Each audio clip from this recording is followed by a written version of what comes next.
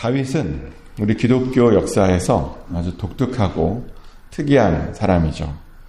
무엇이 그가 그렇게 독특하고 특이하냐면 그가 바꾼 것들이 많기 때문입니다. 그는 전통도 존중했지만 새로운 시도도 많이 했습니다. 예를 들어서 그는 예배의 형태를 완전히 바꾸었던 그런 사람이었습니다. 다윗 이전에는 성막 중심으로 예배를 드렸죠. 하나님의 언약궤를 성막 안에 두고 그 성막 앞에서 제사장들이 양을 잡아서 피를 뿌리고 태우면서 그렇게 예배를 드렸습니다. 그래서 그 성막 앞에서는 매일 굉장히 많은 양들이 죽었습니다. 아마 상상하건대 피 비린내가 그 성막 근처에 굉장히 많이 있었을 겁니다. 또 양들이 타는 냄새도 그 성막 주변으로 가득했을 겁니다. 근데 매일 수시로 그런 일들이 일어났다는 겁니다. 그러다 보니 언젠가는 좀 그런 생각을 해본 적이 있는데 어떤 생각이냐면 제사장들이 이제 예배를 드린다라고 하는 것을 양을 잡는 거잖아요. 매번 죽이는 건데 그 죽이면서 제사장들의 마음이 어떠했을까라는 그런 생각을 해본 적이 있습니다. 매일 피를 뿌리고 뭔가를 태워야 되는 마냥 그렇게 좋지만은 않지 않았을까 그런 상상을 해보게 되는데요. 근데 다윗이 그런 모든 분위기들을 바꿨습니다. 다윗은 하나님께 예배드릴 때 그렇게만 드릴 필요 없다. 우리가 찬양으로도 예배드릴 수 있다라고 하는 것을 보여주었습니다. 실제로 그는 그래서 예배에 찬양을 도입했고요. 그리고 어떻게 도입했고 그 찬양을 어떻게 불렀는지 그 이야기가 오늘 본문에 아주 자세하게 나오죠. 우선 다윗도 먼저 번제와 화목제를 드렸습니다. 번제와 화목제를 안 드린 게 아니에요. 드렸습니다. 그 과거 예배의 형태를 따라서 그대로 드렸고요. 근데 그렇게 드린 것만 아니고 레위 사람들을 세워서 하나님을 찬양하게도 했습니다. 그게 4절 말씀이죠. 4절에 이렇게 나옵니다. 또 레위 사람을 세워 여호와의 그 앞에서 섬기며 이스라엘 하나님 여호와를 칭송하고 감사하며 찬양하게 하였으니 아멘. 하나님의 그 앞에서 하나님을 찬양했답니다. 하나님을 칭송하고 감사하며 그렇게 하나님을 찬양하게 했답니다. 또 비파를 치고 수금을 타고 세금을 재금을 힘있게 치면서 나팔을 불며 하나님을 찬양했습니다. 그리고 그렇게 어떻게 찬양했는지 무엇을 찬양했는지 그 다음 계속 자세하게 기록되어져 있는데 알고 보니까 다윗이 그렇게 찬양하면서요 그냥 찬양하는 것이 아니라 그 찬양에 목적이 있었다라고 말을 합니다. 그 찬양을 통해서 하나님께서 그들에게 어떤 일을 행하셨는지 만민 중에 알리기를 원했다는 겁니다. 8절 말씀이죠. 8절 말씀 읽어드립니다. 너희는 여호와께 감사하며 그의 이름을 불러 아뢰며 그가 행하신 일을 만민 중에 알릴지어다. 아멘. 다윗이 뭐라고 선포하냐면 하나님께 감사하면서 그의 이름을 부르는데요. 왜 감사하고 부르냐 봤더니 하나님께서 행하신 일들을 만민 중에 알리기 위해서 그렇게 하나님께 찬양하고 그 감사 찬송을 부른 것이다 라고 말합니다. 이렇게 다윗에게는요 나름 그 찬양의 목적과 그 이유가 있었습니다. 근데 정말요 하나님의 이름을 알리는 데에는 찬양만한 것이 없습니다. 학자들이 뭐라고 말하냐면 놀랍게도 노래에는 아주 대단한 힘이 있다라고 말을 하죠. 노래에는요 사람들로 하여금 어떤 것들을 더 쉽게 기억하게 하는 그런 힘이 있답니다. 그래서 노래를 하면요 사람들이 어떤 것을 쉽게 기억하고 쉽게 기억할 뿐만 아니라 어떤 것을 쉽게 깨닫게 해주기도 한답니다. 그런데 제가 봐도 그런 것 같아요. 이렇게 안 외워지는 것들을 노래로 만들어서 외우잖아요. 그러면 정말 신기하게 금방 외워지는 그런 경험들을 우리가 하죠. 그래서 한국에서는요 교회 학교에서 아이들에게 말씀을 외우게 할 때 어떻게 외우냐면 노래를 해서 외우게 하죠. 그 말씀을 노래로 만들어서 그 3살짜리 4살짜리 아이에게 그 노래를 부르게 합니다. 그래서 노래를 통해서 말씀을 외우게 합니다.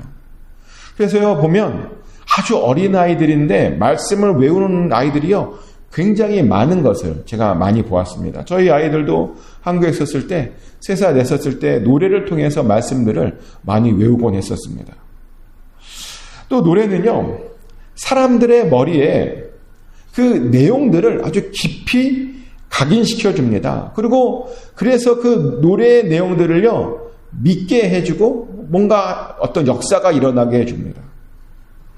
그런 장면이 놀랍게도 우리나라 삼국유사에도 나오잖아요.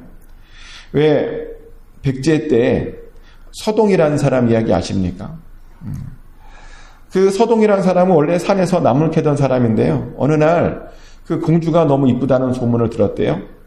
그래서 감히 평민 주제에 공주랑 결혼하고 싶었답니다. 그래서 한 가지 꾀를 낸 것이 뭐냐면요, 공주와 자기가 연애를 한다라고 하는 노래를 만들어서 아이들에게 가르쳐서 부르게 했어요. 그러니까 아이들이 막 그 노래를 막 불러댄 겁니다.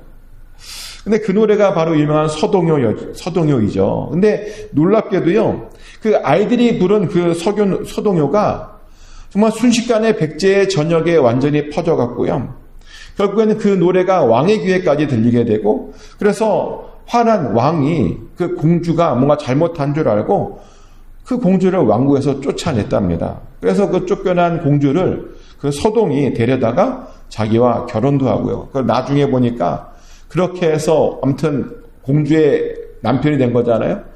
그러니까 나중에는 그 공주의 남편이 아니라 백제의 왕이 되었다라고 하는 이야기가, 노래 때문에 왕이 되었다는 이야기가요, 삼국유사에 이렇게 기록되어져 있다는 겁니다.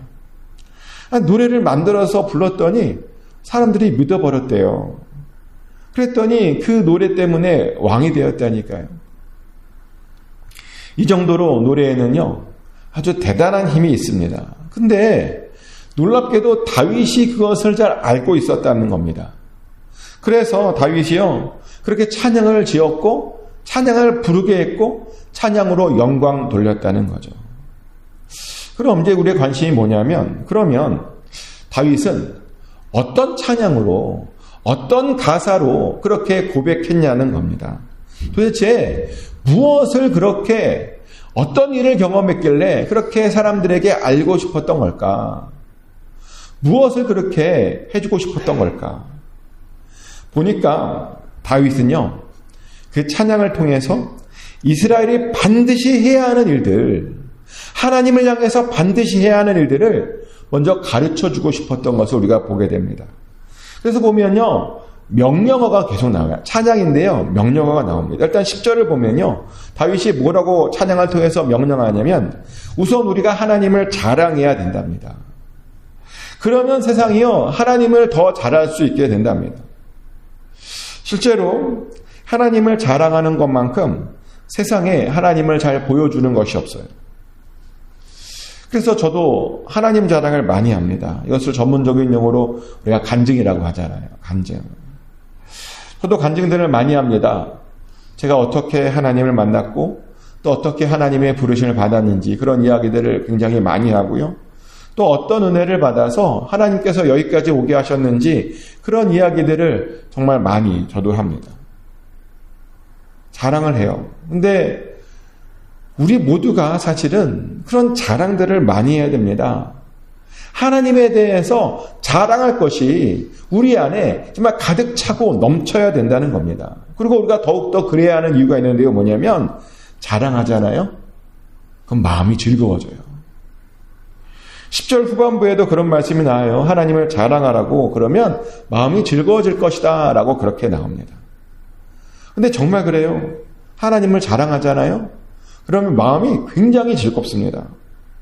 얼마나 즐거운지 어떤 때는요, 자랑하면서 막 마음이 설레고 막 떨리고 막 그래요. 자랑하면. 그래서 정말 즐겁고 싶을 때는요, 여호와를 자랑하는 것만큼 뭐 그런 다른 게 없어요. 혹시 요즘 우울함을 좀 느끼면요, 한번 하나님 자랑을 한번 해보세요. 그러면 정말 놀랍게도 그 안에 그 즐거움이, 하나님을 향한 즐거움, 또 삶의 즐거움이 다시 회복되고 넘치게 될 줄 믿습니다. 또 11절에 보면 다윗이 찬양을 통해서 뭘 명령하냐면, 우리가요, 하나님의 능력을 구해야 된다라고 명령을 합니다. 우리가 항상 하나님의 얼굴을 찾아야 한다는 겁니다. 그 말은요, 항상 하나님의 은혜를 사모해야 된다는 말이고 항상 하나님께 기도해야 된다는 말입니다. 사실 기도가요, 하나님의 자녀로서 우리가 갖고 있는 특권이자 의무잖아요. 그죠? 부모들이 보면요, 자녀들이 그 부모에게 요구하는 것을 굉장히 좋아해요. 그죠? 우리가 다 경험했잖아요. 자녀들이 우리에게 뭔가를 요구하면요, 되게 흐뭇하고 기쁩니다. 그런데 자녀들이 부모에게 아무것도 요구하지 않으면 기분이 나빠요. 이상하죠? 요구 안 하면 기분이 나빠요. 왜냐하면 그것은 나를 무능하게 보는가? 그런 생각이 들게 하는 것이고, 나랑 아이랑 좀 사이가 안 좋은가? 뭐 그런 생각도 우리가 들거든요. 그래서 동일하게 같은 이유로 하나님께서 우리들에게 구하기를 원하십니다. 그러면서 하나님과 우리 사이의 관계가 굉장히 좋아지는 것을 그렇게 원하십니다. 그래서 우리는요, 하나님과의 관계를 위해서도 구해야 됩니다. 하나님을 찾아야 됩니다. 그리고 그렇게 구해서 응답받아야 됩니다. 하나님의 도우심을 받아야 된다는 겁니다. 그것이 하나님께서 자녀된 우리들에게 원하시는 그런 일입니다. 또 12절과 13절에 보면 다윗은 우리가 하나님의 일들과 법도도 기억해야 된다라고 명령을 합니다. 사실요, 하나님의 일들을 기억하는 것도 아주 중요한 일입니다. 우리의 믿음의 깊이는 결국 우리가 얼마나 하나님의 은혜를 기억하고 있는가, 거기에 따라 달라지기 때문입니다. 놀랍게도 우리가 하나님의 은혜를 많이 기억하잖아요? 그럼 우리의 믿음이 굉장히 깊어집니다. 우리가 하나님께서 우리를 통해서 역사하신 그 일들을 많이 기억하잖아요? 그러면 우리의 믿음이 굉장히 넓어집니다. 그래서 그런 믿음을 갖고 있으면 하나님께 대해서 실망하지 않게 됩니다. 원망하지 않게 됩니다. 하나님께요, 죄를 저지르지 않게 된다는 겁니다. 하나님에 대해서, 하나님의 역사를 잘 기억하기만 해도 우리가요, 그런 삶을 살 수 있다는 겁니다. 그래서 다윗도 우리들에게 우리가 하나님의 이적과 기적과 또 법도를 잘 기억해야 된다라고 그렇게 명령했던 겁니다. 그러면서 다윗은 그것을 위해서 우리가 무엇을 기억해야 되는지도 우리에게 찬양으로 알려주죠. 일단 무엇을 기억해야 되냐면 하나님께서 아브라함에게 하신 언약과 이삭에게 하신 맹세들과 야곱에게 하신 영원한 언약들을 우리가 잘 기억해야 된다라고 말을 합니다. 아브라함과 이삭과 야곱에게 하신 언약이 뭐냐고요? 사실 이 세 명은 다 동일한 언약들, 그 약속들을 받았죠. 어떤 약속이냐면 자손들에 대한 약속을 받았고요. 그 땅에 대한 약속을 받았습니다. 하나님의 그 땅에서 하나님의 기억이 온전히 세워질 것이다라는 그런 약속을 받았습니다. 그래서 그들은요, 그 땅에서 그 약속을 붙들고 그렇게 잘 살고 있었던 겁니다. 그런데 바로 그것 때문에 그들은 그 약속들을 잘 기억하고 있었어야 했습니다. 왜냐하면 그 약속이 바로 이스라엘의 정체성이잖아요. 하나님의 자녀로서, 하나님의 백성으로서 그 가나안 땅에서 사는 것, 그렇게 살게 되는 것, 그것이 이스라엘의 정체성을 나타나는 굉장히 중요한 약속입니다. 그래서 그들이 그런 약속들을 기억해야 했다는 겁니다. 그리고 동일하게 마찬가지죠. 우리들도요, 우리들의 정체성을 나타내는 약속들, 그 약속들을 잘 기억해내야 됩니다. 그러면 우리들의 정체성을 나타내는 약속들은 무엇이 있을까요? 사실 우리들도 예수님으로부터 아주 중요한 약속들을 받았죠. 대표적인 약속이 뭘까요? 성령에 대한 약속이죠. 그리고 예수님께서 다시 오실 것에 대한 약속입니다. 이 성령과요, 그 재림에 대한 약속이 사실은 우리 기독교인의 정체성을 나타내는 아주 중요한 약속입니다. 그래서 우리는 신앙생활을 하면서 이 두 가지 약속, 성령과 재림에 대한 약속들을 절대로 잊지 말아야 됩니다.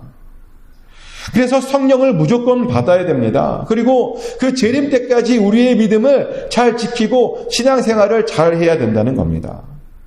그것이 약속을 주신 하나님을 기억하는 것이고 그 약속을 기억하는 것입니다. 그래서 그것이 의무이죠. 이렇게 다윗은요, 우리가 무엇을 기억해야 되는지 그것도 찬양을 통해서 가르쳐 주었습니다. 찬양을 통해서 무엇을 어떻게 해야 되는지 그렇게 가르쳤다는 겁니다. 그런데 그렇게 다윗이 할 수 있었던 이유가 뭔가? 다윗은요, 찬양의 능력을 잘 알고 있었기 때문입니다. 그 노래의 능력을 알고 있었기 때문입니다. 그래서 그 노래를 불러서 그 찬양을 그렇게 예배에 잘 활용했던 겁니다. 그러다 보니 다윗 이후에 보면 찬양이 예배에서 아주 중요한 요소가 되죠. 얼마나 그들이 찬양을 중요하게 생각하게 되었는가 보니까요, 무려 노래를 150개나 만들었고요. 그 150개를 만들어서 성경 안에다가 시편이라고 하는 이름으로 딱 갖다가 붙여놓은 겁니다. 놀랍지 않으세요? 노래가 성경이래요. 노래가 하나님의 말씀이라고 말하면서 그렇게 성경에다가 그 노래들을 붙여놓았다는 겁니다. 근데 그 모든 일들이 다윗 덕분이었습니다. 근데 저는 여기에서 궁금한 것이 하나 있는데요. 뭐냐면, 아니, 다윗은 어떻게 그렇게 찬양의 능력을 그렇게 잘 알고 있었던 것일까요? 어떻게 그런 찬양을 예배에 그렇게 쓸 수 있도록 그렇게 뭘 알아서 어떤 경험을 했길래 그렇게 했던 것일까요? 근데 그것이 바로 다윗의 특별함이었죠. 다윗의 특별함은 뭐냐면 그가 어떻게 하면 매번 하나님을 기쁘시게 할까 늘 생각했다는 겁니다. 그리고 그런 생각을 하다 보니 하나님께서 찬양을 기뻐하신다라고 하는 것을 알게 되었던 겁니다. 그리고 그래서 예배에 그런 찬양을 도입했던 거죠. 하나님을 어떻게든 더 기쁘시게 해드리려고 도전한 것이 바로 그렇게 찬양이었다는 겁니다. 그래서 우리도 그래야 됩니다. 우리도 어떻게 하면 하나님을 기쁘시게 할 수 있을까? 늘 생각해야 됩니다. 그리고 그렇게 하나님을 기쁘시게 해드리는 삶을 살아야 됩니다. 하지만 의외로 많은 사람들이 이것을 생각하지 않습니다. 하나님을 우리가 기쁘시게 해드려야 되는데 오히려 하나님 때문에 자기만 기쁘려고 합니다. 하나님께 복받기만을, 그런 것만을 사모합니다. 근데 혹시라도 그런 생각만 갖고 있으면 안 됩니다. 우리가 받을 복도 중요한데요, 하나님께 드리는 것도 중요합니다. 하나님을 기쁘시게 해드리는 것, 그것도 중요하다는 겁니다. 특별히 요즘 우리는 사순절을 보내고 있습니다. 사순절, 사실 그 어떤 때보다도 우리가 하나님을 생각해야 되는 그런 때입니다. 우리가 어떻게 하면 하나님과 함께하며 하나님을 기쁘시게 해드릴까, 그것을 더욱더 생각해야 하는 그런 때입니다.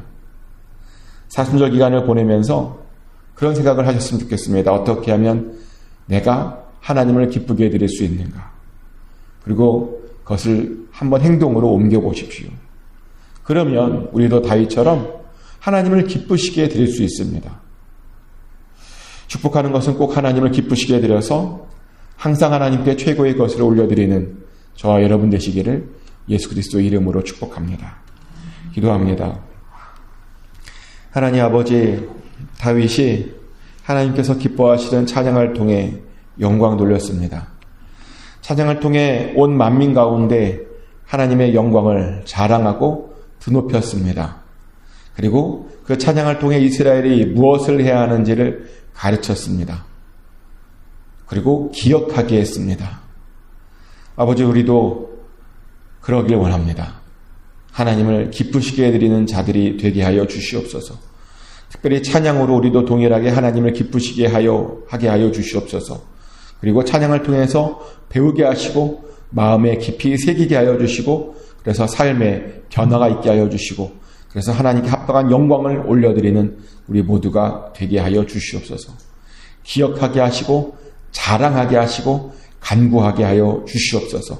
그래서 항상 하나님 안에 머물게 하여 주시옵소서. 하나님께 오늘도 맡겨드립니다. 오늘 하루도 맡겨드립니다. 우리와 함께하여 주시옵소서. 예수 그리스도 이름으로 기도드렸습니다. 아멘. 주기도문으로 하나님께 올려드립니다. 하늘에 계신 우리 아버지, 아버지의 이름을 거룩하게 하시며 아버지의 나라가 오게 하시며 아버지의 뜻이 하늘에서와 같이 땅에서도 이루어지게 하소서. 오늘 우리에게 일용할 양식을 주시고 우리가 우리에게 잘못한 사람을 용서해 준 것 같이 우리 죄를 용서하여 주시고 우리를 시험에 빠지지 않게 하시고 악에서 구하소서. 나라와 권능과 영광이 영원히 아버지의 것입니다. 아멘.